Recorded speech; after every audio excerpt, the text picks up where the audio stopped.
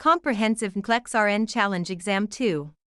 Question 1. The nurse is managing care for several clients in the outpatient clinic. Among the following clients who called, which one should the nurse prioritize in responding to first? A client with hepatitis A reporting itching arms and legs. A client with a leg cast reporting a funny feeling in the leg. A client with osteomyelitis who is too nauseous to eat. A client with rheumatoid arthritis having trouble sleeping. A funny feeling paresthesia in a limb with a cast can indicate neurovascular compromise or compartment syndrome, requiring immediate assessment. Question 2. A nurse on the surgical floor is prioritizing care after report. Which of the following patients should the nurse assess first? A patient with a gunshot wound and 1.5 centimeters of dark drainage. A mastectomy patient with 23 milliliters of serosanguinous fluid in the JP drain. A patient with a collapsed lung and no chest tube drainage in 8 hours. A patient 3 days post-abdominal perineal resection reporting chills. Chills in a postoperative patient can be an early sign of systemic infection or sepsis, requiring immediate intervention. Question 3. A nurse is monitoring a patient who underwent a thyroidectomy 12 hours ago. Which observation should concern the nurse most? The patient supports their head/neck when turning. The patient expresses difficulty swallowing liquids. The patient appears drowsy and has a sore throat. The patient shows involuntary flexion of the wrist when blood pressure is measured. Involuntary flexion of the wrist, Trousseau's sign, indicates hypocalcemia, a serious complication if the parathyroid glands were damaged or removed.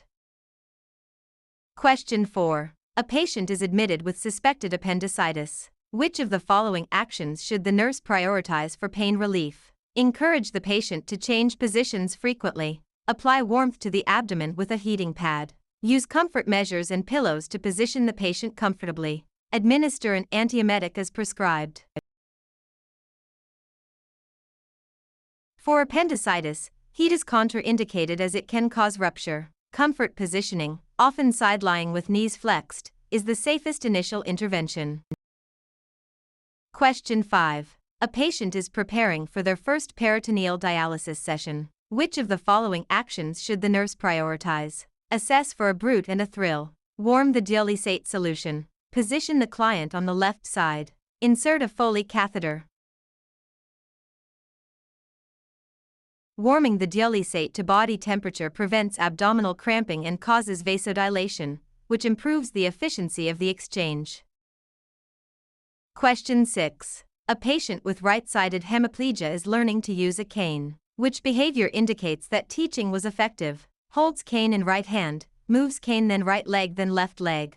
Holds cane in right hand, moves cane then left leg then right leg. Holds cane in left hand, moves cane then right leg then left leg. Holds cane in left hand, moves cane then left leg then right leg.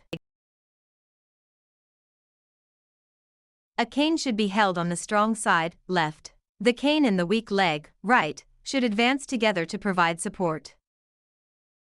Question 7. An 82-year-old with Parkinson's and mild cognitive impairment is admitted. Which action is most appropriate to promote safety and comfort? Ask the family to provide personal items like photos. Select a room with a bed by the door to look down the hall. Suggest the woman eat her meals in the room with her roommate. Encourage the woman to ambulate in the halls twice a day. Personal items and photos help orient a cognitively impaired patient to their environment, reducing confusion and anxiety. Question 8. A patient with a recent hip replacement is learning to use a walker. Which behavior indicates teaching was effective? Slowly pushes the walker forward 12 inches then takes small steps. Lifts the walker, moves it forward 10 inches, then takes small steps. Supports weight on the walker while advancing it forward. Slides the walker 18 inches forward then takes small steps. Standard walkers, without wheels, should be lifted and moved forward before the patient takes steps to ensure a stable base of support. Question 9. Which of the following reasons is most likely to increase the risk of sensory deprivation in an elderly group? Increased sensitivity to medication side effects. decreased visual, auditory, and gustatory abilities, isolation from families and familiar surroundings, decrease in musculoskeletal function and mobility. Loss of sensory input through sight, hearing, and taste directly leads to sensory deprivation in the elderly. Question 10. A patient with emphysema presents with increasing restlessness and confusion. What step should the nurse take next? Encourage the client to perform pursed lip breathing. Check the client's temperature. Assess the client's potassium level. Increase the client's oxygen flow rate. Restlessness and confusion in COPD suggest CO2 retention or hypoxia. Pursed lip breathing helps the patient exhale trapped air and improve oxygenation. Question 11. A patient who recently underwent a kidney transplant is being monitored. Which assessment would strongly prompt the nurse to suspect organ rejection? Sudden weight loss, polyuria, hypertension, shock. Hypertension, along with fever and tenderness over the graft site, is a classic sign of acute kidney transplant rejection. Question 12. What should be the immediate objective of nursing care for a patient with ureteral colic? Decrease pain, decrease weight, decrease hematuria, increase fluid intake. Ureteral colic causes excruciating pain. Managing the patient's pain is the highest priority before addressing other symptoms. Question 13. What is the primary reason for administering Lugol's iodine solution to a patient before a subtotal thyroidectomy? Decrease the total basal metabolic rate. Maintain the function of the parathyroid glands. Block the formation of thyroxine by the thyroid gland. Decrease the size and vascularity of the thyroid gland. Iodine solutions, Lugols, are used preoperatively to reduce the vascularity of the thyroid gland, thereby reducing the risk of hemorrhage during surgery. Question 14. Which of the following conditions can also lead to acute hypoglycemia? Liver disease, hypertension, type 2 diabetes, hyperthyroidism. The liver stores glycogen. Liver disease can impair the body's ability to release glucose, leading to hypoglycemia. Question 15. Which systemic side effect should the nurse monitor for in a patient receiving chemotherapy for metastatic carcinoma? Ascites, nystagmus, leukopenia, polycythemia. Chemotherapy causes bone marrow suppression, with leukopenia, low white blood cell count, being a common and dangerous systemic side effect. Question 16. What should the nurse suggest to a colostoma patient to help control the passage of gas? Eliminate foods high in cellulose. Decrease fluid intake at mealtimes. Avoid foods that in the past caused flatus. Adhere to a bland diet prior to social events. Gas production is highly individualized.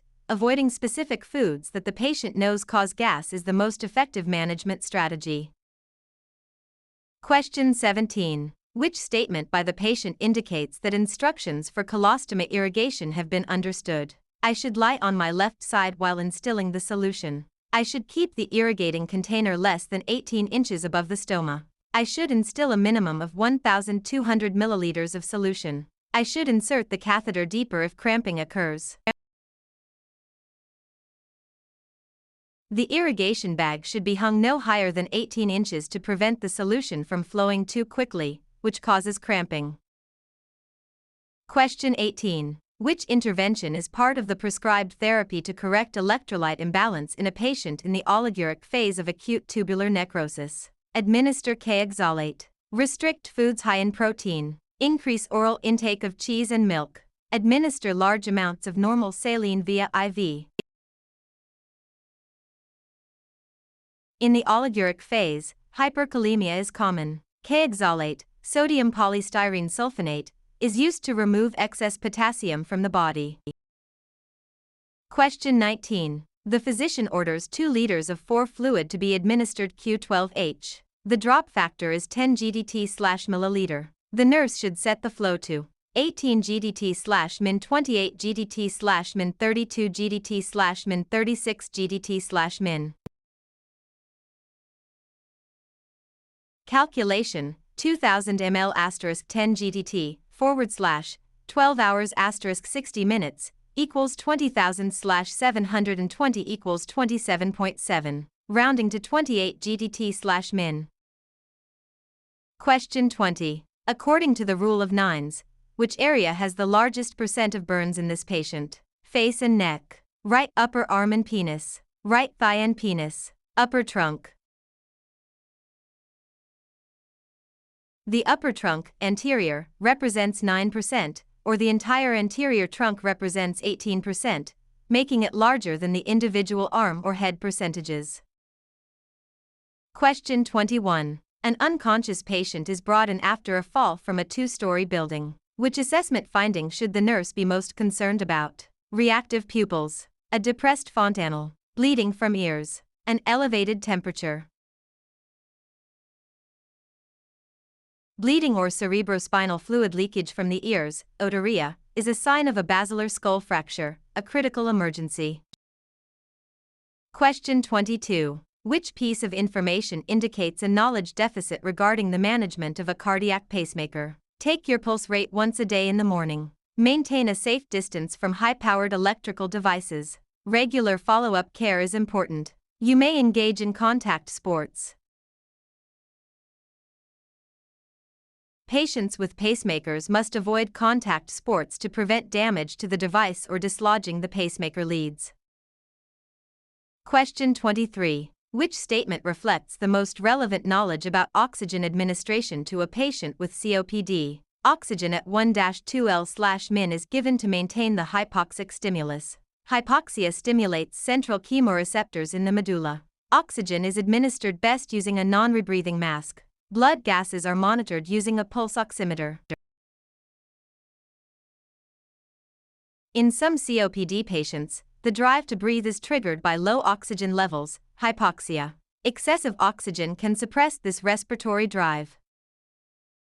Question 24. Placing a postpneumonectomy patient in Fowler's position on either his right side or back primarily reduces incisional pain, facilitates ventilation of the left lung, equalizes pressure in the pleural space, increases venous return. Positioning the patient on the operative side or back allows the remaining lung, in this case, the left, to expand fully and maximize ventilation. Question 25. In teaching a patient what to expect after a bronchoscopy, what is the highest priority information? Food and fluids will be withheld for at least 2 hours. Warm saline gargles will be done every 2 hours. Coughing and deep breathing exercises will be done every 2 hours. Only ice chips and cold liquids will be allowed initially. Following a bronchoscopy, the gag reflex is suppressed by anesthesia. Food and fluids must be withheld until the reflex returns to prevent aspiration. Question 26. For which condition should the nurse expect hypertonic glucose, insulin infusions, and sodium bicarbonate to be used? Hypernatremia, hypokalemia, hyperkalemia, hypercalcemia. Insulin and glucose work together to shift potassium from the extracellular fluid into the cells, rapidly lowering serum potassium levels. Question 27. Which statement by the nurse is most appropriate for a patient diagnosed with condylomata acuminata, genital warts? This condition increases your risk for cervical cancer. The usual treatment for this is metronidazole, flagyl. Using condoms completely eliminates the risk of transmission. HPV cannot be transmitted during oral sex. Condylomata acuminata is caused by HPV, which is strongly linked to the development of cervical cancer. Regular Pap smears are essential. Question 28. Regarding the anatomy of the kidneys, which of the following is true? The left kidney usually is slightly higher than the right one. The kidneys are situated just above the adrenal glands. The average kidney is 5 cm long and 2 cm wide. The kidneys lie between the 10th and 12th thoracic vertebrae. The right kidney is usually slightly lower than the left because it is displaced downward by the liver. Question 29. Which laboratory test result is most consistent with a diagnosis of chronic renal failure, CRF? Increased pH with decreased hydrogen ions. Increased serum levels of potassium, magnesium, and calcium. BUN 100 mg/dl and serum creatinine 6.5 mg/dl. Uric acid analysis 3.5 mg/dl and PSP excretion 75%. CRF is characterized by the accumulation of nitrogenous waste, resulting in significantly elevated BUN and creatinine levels. Question 30. The nurse should provide which definition of dysplasia? Presence of undifferentiated tumor cells, increase in the number of normal cells, replacement of one cell type by another type, alteration in the size, shape, and organization of cells.